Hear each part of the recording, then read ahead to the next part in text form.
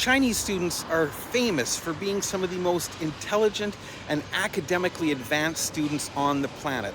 But why is that? A lot of people would have you believe that the school conditions in China are harsh, brutal, and almost gulag-like. Well, let's go find out if they were right.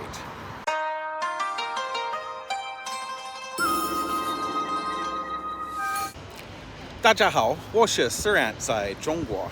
Hey everyone, it's Surant in China. How y'all doing today? It's another lovely day here in Shenzhen, and I am going to take a little road trip on my little blue beauty, of course. Today we're going to visit a few different schools in my neighborhood because I want to show you the conditions that the kids have to go to school under. Is it as harsh and brutal as a lot of people in the Western world would have you think? Well, let's take a look and we'll talk about it a little bit more. Hey everyone, I just wanted to say thank you so much for helping my channel to grow. And if you want to become a supporter of Surant over here in China, it's really easy to do. You could become a channel member for the price of a cup of coffee per month. That would really help a lot. Or if you wanted to make a one-time tip or donation, there's a super thanks button below, and there are also PayPal and WeChat links down in the description. There's also a really great VPN down there that works well in China, and if you use my link, you'll even get a discount. Or the easiest and freest way to help me is to simply remember to hit that subscribe button before you leave the video, and if you like the video, give it a thumbs up. Thanks everyone, it really helps the YouTube algorithm to find my videos and share them with more people. So as I mentioned before, China is famous around the world for having some of the brightest and best students possible. Now, there are a lot of misconceptions about why this is. A lot of people seem to picture the education system here like they would imagine it being in a place like North Korea. You know, these military-style gulags where the children are beaten and forced to endure long, hard hours of education every day simply to make them the best, whether they want to be or not. Now, part of that is true, as a matter of fact. The students in China do go through a lot longer hours than the typical students in Canada and America do. Whereas when I was a kid, school would start between 8 and 8:30 and go till about 3:30 in the afternoon. And this was with an hour to an hour and a half lunch and two 15-minute breaks throughout the day. So there was an hour and a half of 2 minutes out of that 6 or 7 hour period that there was no studying happening anyway. Also, it's generally well known that the homework load is not as heavy in North America as it is in other places, and certainly not as heavy as it is here in China. Now, this means, yes, the students are working harder in that respect, but is that necessarily a bad thing? As far as education goes here in China, the kids have a lot of freedom as well. Whereas the kids do work very hard, they have a lot more homework than Western students do. They spend a lot more time at school, many of them actually living at school. And they also take a lot of after-school study programs. I'm not talking just music and sports. I'm talking academics like advanced mathematics, science, languages, things like that, just to prepare them to be as good as possible when they finish school. And why is that? Well, China is a country with 1.4 billion people. That means there is competition here like no other place on the planet. They have to be the best if they hope to achieve their goals. Now, is it as strict as people say? Well, when I first started teaching 20 years ago, back in 2004, conditions were different. I was in a small town with 60 kids in a classroom, no air conditioning, just a few ceiling fans.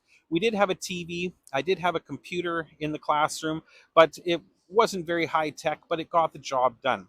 Now, classrooms are ultra modern with projectors, fully interactive desks and workspaces, laptops, tablets, technology I couldn't even have imagined as a child. On top of that, the students do get a lot of pressure, but they also do get a lot of very important exercise and recreation time as well, which is what I'm going to show you today. Whereas most of the schools that I've seen back home focus all of their investment, time, and effort on what happens inside the school and inside the classroom, here that's simply not the case. So this is the Chinese University of Hong Kong Shenzhen Daoyuan School. This is a quite large primary school, actually, for grades 1 to 6, what we would typically call elementary school in Canada. And this is the front gate. Now, as you can see, this is a very secure facility. Now, it's not secure for the reasons you might think.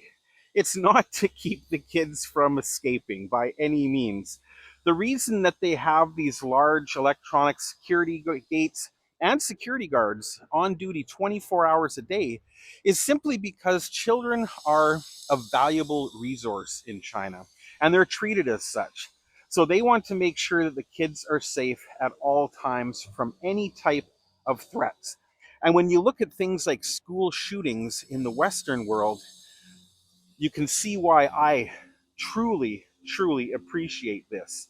Now, this school is very similar in design to many others, where on one side you will have the teachers' residences, because the teachers in these type of schools actually live in the school with the students. And then on the other side, you will typically have the student residences.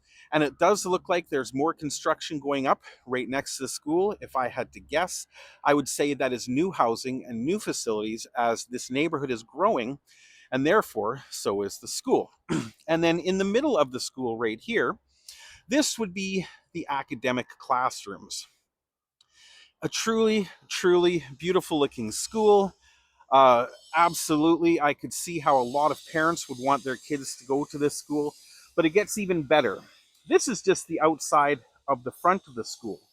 Let's go around back so I can show you what it's really like in this school, and it might just surprise you. Now, this is the sidewalk. There's my little blue beauty on the outside of the school. Now, if you look above, you're going to see this fenced area with flowers all the way along. And what that is an enormous outdoor running track and football field. So when the kids need to practice football or have track and field events, it all happens right there. Now, on this side of the school here, on the left side from the back, that would be the teachers' dormitories and possibly the student dormitories. Behind the giant sports area would be the academic area where the kids study and learn. And then over to the other side is a new construction site where they are building more housing for likely teachers and students. But let's take a look inside this really amazing complex.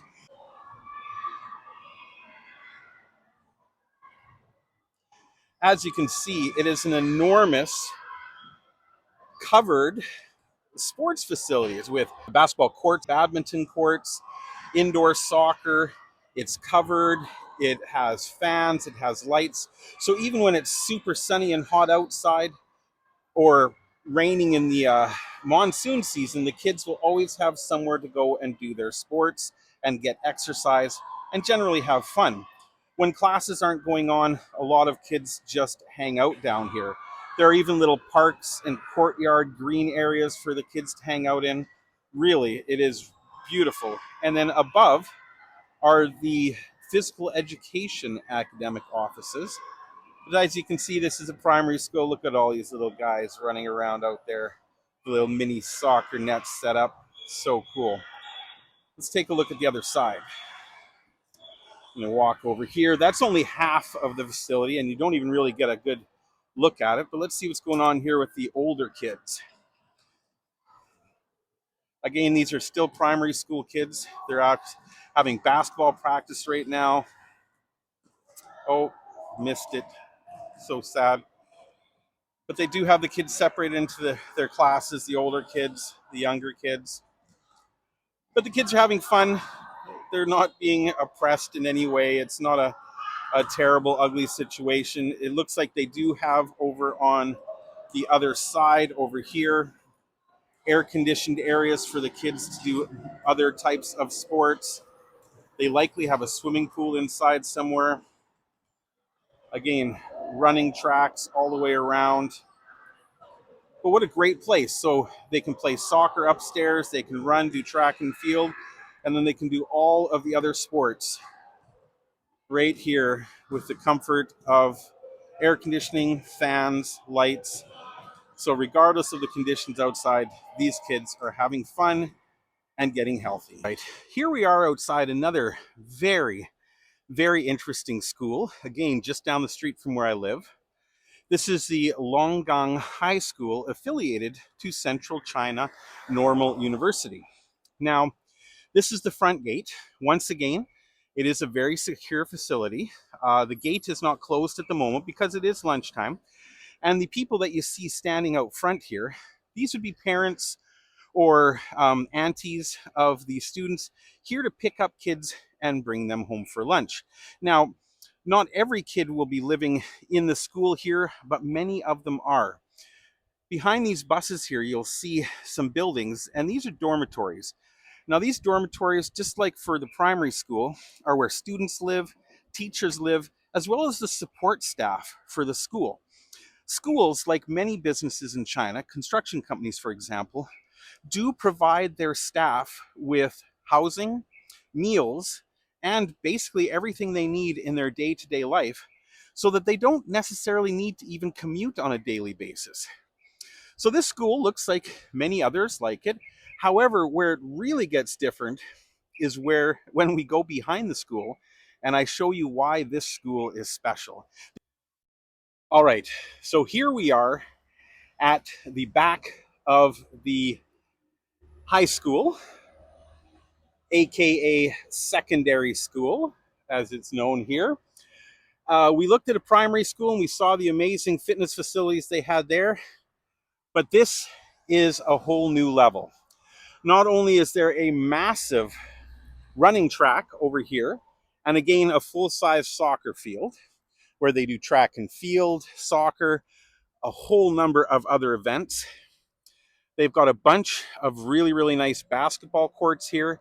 And if we look just over here, it's kind of hard to make out through the fence, but there's a full fitness facility over here for weight training, chin-ups, pull-ups, sit-ups, exercise bikes, etc., etc. So over to this side, we've got student dormitories. And then over here, the silver building would be a large indoor gym for sports like volleyball, badminton, tennis, things like that that the wind and rain could affect. And then there are there's a couple smaller soccer fields and running tracks over on the side. And these running tracks are very high tech. I'm not sure if you'll be able to see them in the camera or not, but they've got specialized cameras on the running track so they can monitor the speed of the students at all times and really, really emphasize their running skills. It truly is amazing. And of course, right below us, they even have a full-size 50-meter swimming pool. Now, I know you're looking at the swimming pool going, wow, it's all dirty and green. Well, you're right, because even though personally, I think the weather is fine for swimming right now, in China, the swimming pools, the outdoor swimming pools anyway, are only open during the summer months, not in spring, fall, or winter. They do consider it to be too cold. So they were doing renovations and they're using this area for storage, but they've already started draining the pool. The last time I was here, it had a lot more water in it. So they will drain, clean, and possibly even renovate the pool so the kids can do their swimming practice in the summer as well. Speaking of kids, where the heck are they? Well, another really interesting feature, which as a teacher in China, I really liked, is students in China do get a very long lunch break. So whereas they do work very, very hard in their academics, and they do have much, much longer days than the typical students do in North America, they do have a 2.5, sometimes 3 hour lunch where they are encouraged to go eat their lunch and then go have a nap. So they actually have an hour to 2 hour rest in the middle of the day and actually get to sleep. And this is for all students, right from kindergarten all the way up to high school.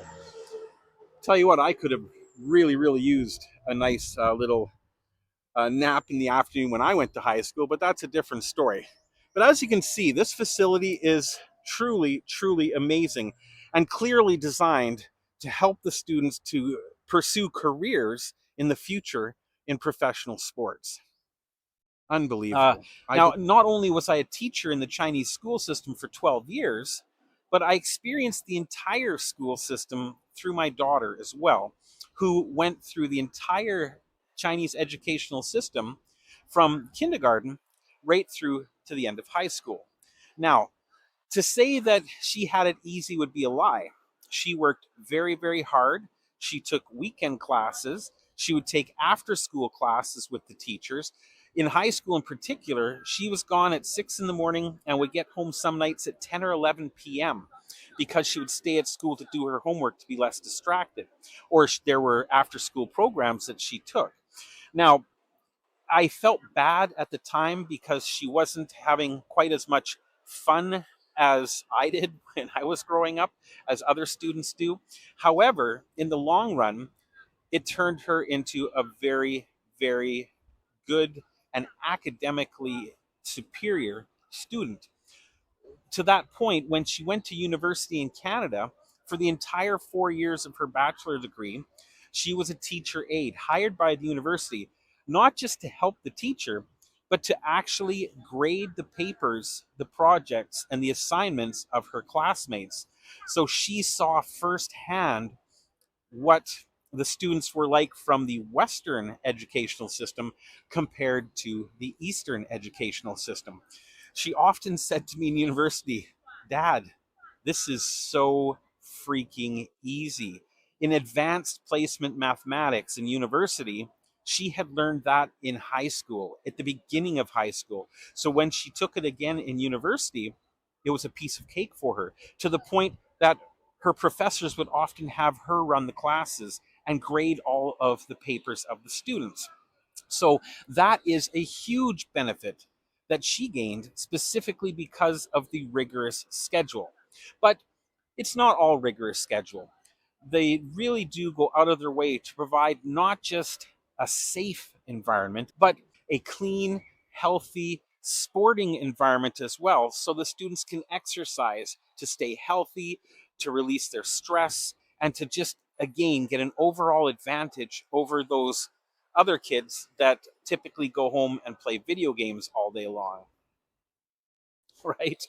So, honestly, do I think that schools in China are as terrible and awful as people say they are? People, by the way, who have never been to China, they have no idea what the education system here is like. A lot of times, these beliefs are based on nothing more than jealousy, because everybody knows Chinese students are smarter than other students. But are they having less fun? Are they being beaten? Are they being forced to study in unhealthy environments? And you tell me. Oh, by the way, here's a little bonus. I visited a school in my wife's hometown, and I went to the school there that had never ever seen a foreigner before, let alone a foreign teacher. And this is the reaction they had. Tell me again if you think these kids are being abused or having a rough time.